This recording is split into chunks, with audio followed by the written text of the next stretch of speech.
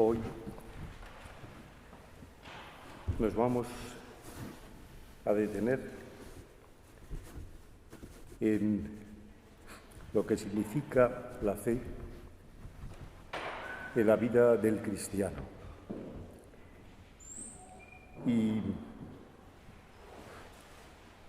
en estos momentos recuerdo pues una gran lección recibida por un ilustre profesor catedrático de Derecho Civil que en cierta ocasión, a raíz de unas determinadas cuestiones, me dijo: Antonio, no olvides nunca que lo primero es lo primero, que lo segundo es lo segundo y que lo tercero es lo tercero.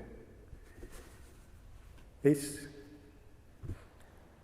una gran enseñanza, pues lo primero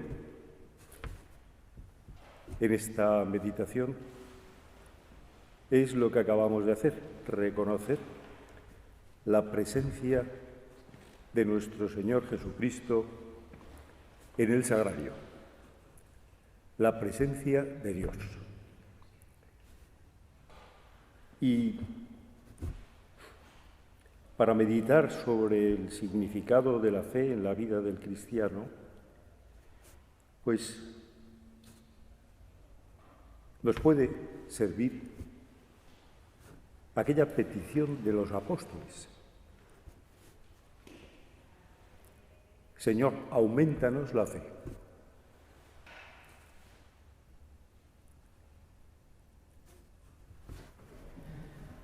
¿Qué verían en el Señor? ¿Qué oirían en el Señor?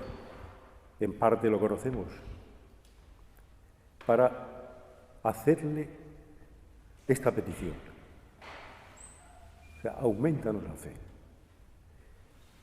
Es petición que encontramos también, pues, de un modo o de otro, en aquellas personas necesitadas de salud física, a menudo también de salud espiritual. Señor, aumentanos la fe. Señor, creo, pero ayuda a mi incredulidad. ¿Qué significa esa petición? Pues tú y yo lo sabemos, pero es bueno recordarlo. Es pedir a quien todo lo puede, es decir, a Dios, y a Dios hecho hombre, que nos aumente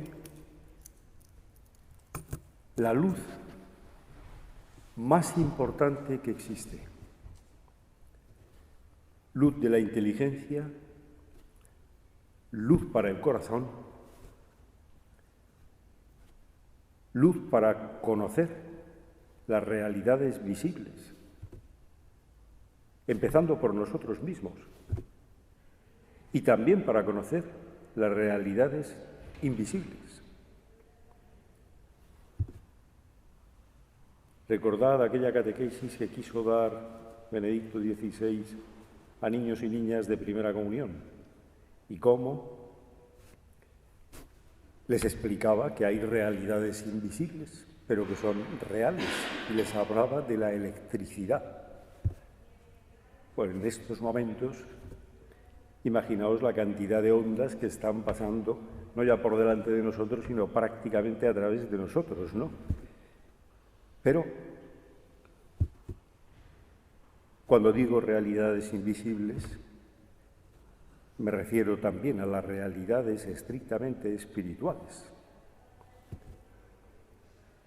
Luz de la inteligencia, la luz más importante para la inteligencia, la luz más importante para el corazón, que ilumina lo visible y lo invisible, pero real. Si quieres, es una definición para andar por casa, pero que se entiende muy bien. Luz de la inteligencia. La luz de la inteligencia, en principio, son los conocimientos, pues, adquiridos, en su caso, para ser un buen carpintero, para ser un buen albañil, para ser un buen empresario. Es obvio, y más en una escuela de negocios, ¿no? Para ser ama de casa, que es no ya profesión, sino más que una profesión, y además la más importante. Ahí es donde más y mejor se forman los seres humanos. La luz de la inteligencia son esos conocimientos adquiridos, esos conocimientos que después transmitimos. La luz del corazón, pues es importantísima.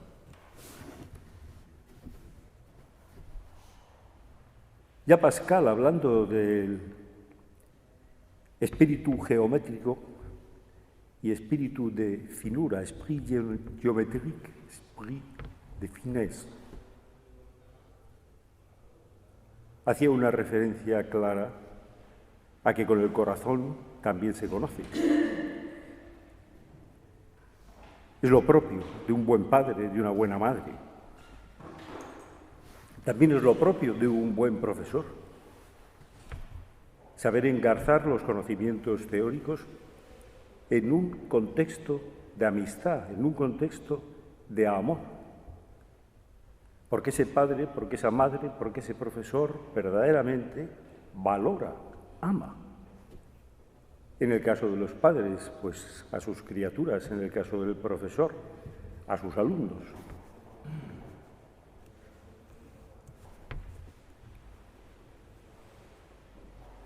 Y esos niños, o esos hijos, o esos alumnos, ante ese buen profesor, perciben que no se trata de ganar un buen sueldo por parte de los padres o del profesor. Hay algo más.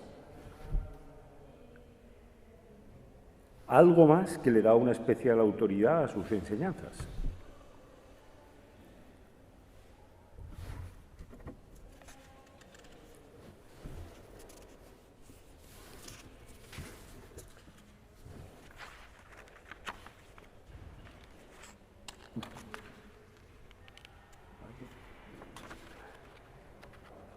Luz de la inteligencia, luz del corazón, pues la fe es conocimiento para la inteligencia, conocimiento para el corazón, pero un conjunto de conocimientos que no hemos inventado los hombres, un conjunto de conocimientos que son puro regalo de Dios. Un conjunto de conocimientos que irán a desembocar en el conocimiento de una persona, de Jesucristo y después de Dios uno y trino, un conjunto de conocimientos a los que el ser humano es incapaz de llegar con sus solas fuerzas. Es decir, son regalo de Dios. Regalo de Dios, luz del conocimiento, pero también regalo de Dios, la luz del corazón, porque lo primero que nos enseña Dios, lo primero que nos ha enseñado Dios, es que Él es amor. De ahí que ese regalo de los conocimientos proceda del amor y esté orientado al amor. Y este es un punto importantísimo. Es un punto importantísimo porque el cristianismo significó una novedad histórica sin precedentes y en gran parte porque el cristianismo, en el cristianismo, Dios se nos revela como un Dios personal, como un Dios uno y trino, una naturaleza, tres personas, pero un Dios personal, alguien que ama como persona y que quiere ser amado como persona. Los dioses de la antigüedad en ningún momento ofrecían esta posibilidad, la de un diálogo de amor entre las criaturas y su Dios.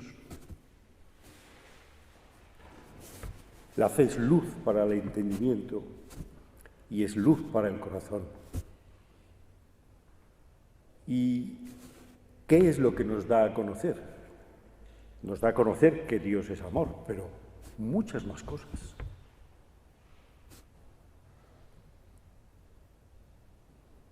La fe, que a las alas de la razón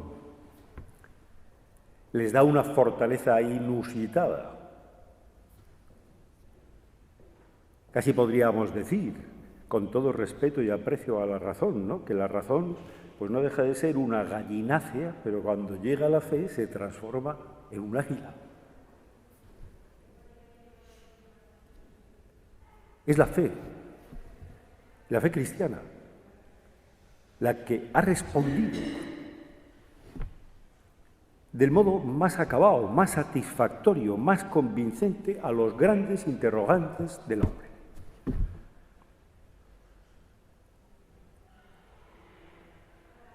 Por eso, cuando la ciencia o la tecnología quieren sustituir pues a esa razón, y más a esa razón iluminada por la fe, se entiende la afirmación que cité aquí en la última meditación de este filósofo holandés que está en la cresta de la ola, Robert Jem, diciendo: la ciencia nos ha hecho estúpidos y mudos. Que no es que no valore la ciencia, sino simplemente que recuerda que la ciencia de por sí es insuficiente. Y lo siento, aunque me parezca muy bien las investigaciones que deben estar haciendo en Silicon Valley y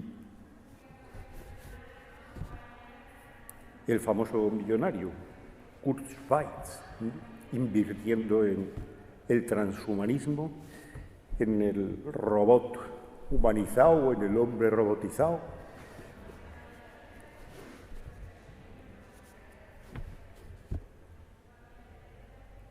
Es la fe la que a ti y a mí nos da una información maravillosa sobre quién es Dios, sobre quiénes somos nosotros, sobre de dónde venimos, a dónde vamos, por dónde hay que ir, sobre lo que es el amor, que es como la sustancia más genuina del ser humano, que no puede tener el animal, sobre lo que es la libertad, sobre lo que es el sentido del trabajo. Esas respuestas no las puede dar la ciencia. Es la razón iluminada por la fe quien nos las facilita. Y decíamos lo visible y lo invisible, pero real. No es lo mismo entender que tener un hijo es traer al mundo, pues, a uno más de la especie,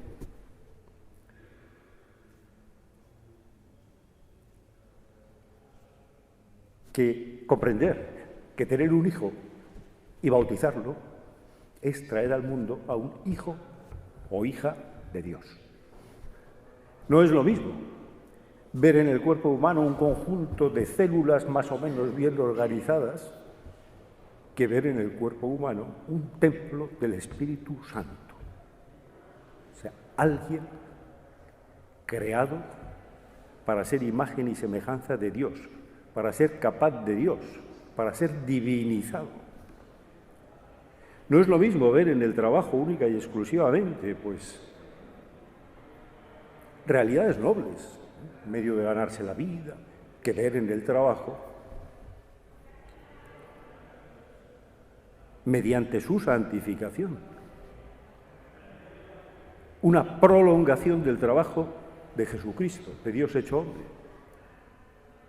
Ver en el trabajo bien hecho y santificado, una obra de arte que, por más bárbaros que puedan apoderarse de la sociedad, esa obra de arte queda escrita en el libro de la eternidad, nos acompañará siempre. Y así podríamos seguir poniendo ejemplos.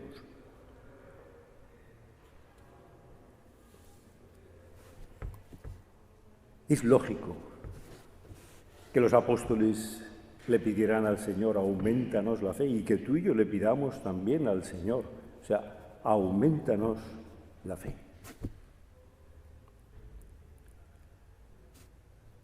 Cabe que alguien pregunte y que alguien nos pregunte, pero todos esos conocimientos, ¿dónde se encuentran? Bueno, se encuentran precisamente en la revelación de Dios, se encuentran a nuestro alcance, en las Sagradas Escrituras, eso sí, leídas de la mano de la Iglesia. Teniendo en cuenta lo que se denomina tradición y teniendo en cuenta lo que se denomina magisterio. Ahí está. Y cabe decir que con un cierto nivel de formación, pues esa revelación ya nos permite hacernos el traje a la medida hablando con el Señor. Hablando con el Señor ante el sagrario o hablando con el Señor en un Fórmula 1, ahí quizá, pero también se puede hacer en la presencia de Dios.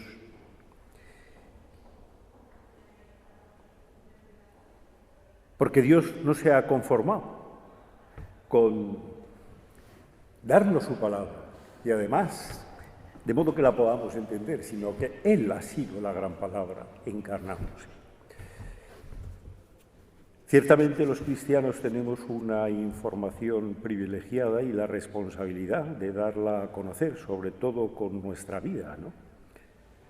Pero en estos momentos en los cuales, pues, el sentido de todo conocimiento es el progreso, que tengamos claro y que así se lo pidamos, pues, a la Virgen, que esa información privilegiada, que esas confidencias divinas, ¿no?, que esos conocimientos que tallan la inteligencia y el corazón, ¿no?, nos facilitan el progreso más importante, el progreso con el que sueña toda criatura humana, que tiene un nombre y se llama salvación. Si miramos despacio las ansias de nuestra inteligencia, las ansias del corazón, enseguida nos daremos cuenta de que en esta vida es imposible satisfacer esas ansias. Nos daremos cuenta de que necesitamos alguien que nos facilite la perfección a la que tendemos. Alguien que, con nuestra correspondencia, cure todas nuestras limitaciones, nuestras heridas. Es decir, alguien que nos salve. Cuando fiamos nuestro progreso, nuestra salvación a la ciencia y a la tecnología, recordamos al barón de Mauthausen, que estaba ahogándose, y el modo de salvarse era, pues, echar mano de su propia coleta y tirar hacia arriba. Al hombre, radicalmente, no le puede salvar otro hombre. Por listo que sea, por sabio que sea, tiene que ser alguien que sea más que el hombre. La fe nos confirma que Dios hecho hombre, Jesucristo, es que se ha hecho hombre, ha querido ser uno de los nuestros precisamente para salvarnos. Y ya salvarnos en esta vida, en la que puede haber pobreza, en la que puede haber, pues, enfermedad, pero unidos a Él, siempre seremos más que esa pobreza, que esa enfermedad, que esa traición. Tenemos un tesoro, y un tesoro de valor infinito, un tesoro por el que incluso sin saberlo, pues están suspirando todos los hombres, y inclusive no es un padre de la Iglesia, pero para terminar, pues leí porque me pareció que podía ser interesante el discurso que dirigió Macron, es decir, presidente francés, a los obispos católicos, en Le Corte Bernardin, o sea, donde ya había estado Benedicto XVI, ¿no?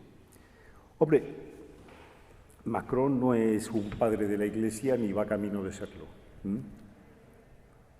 Pero quiso dejar muy claro, el fin de la República Francesa, es el hombre. Pues el discurso duró una hora, es el hombre. Pero ¿quién sabe más del hombre?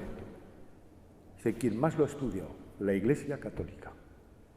Por eso necesitamos que la Iglesia Católica, que los católicos cooperen a esta gran causa, y a partir de ahí ya pedía regalos culturales. Cualquier persona que se detenga y que piense, no le queda más remedio que admirarse ante la belleza, y belleza por verdadera, de la doctrina cristiana, y llenarse de esperanza. Pues la Virgen, que es causa de nuestra esperanza, a ella le pedimos valorar el don que tenemos y saber mostrarlo, insisto, ante todo con nuestra vida.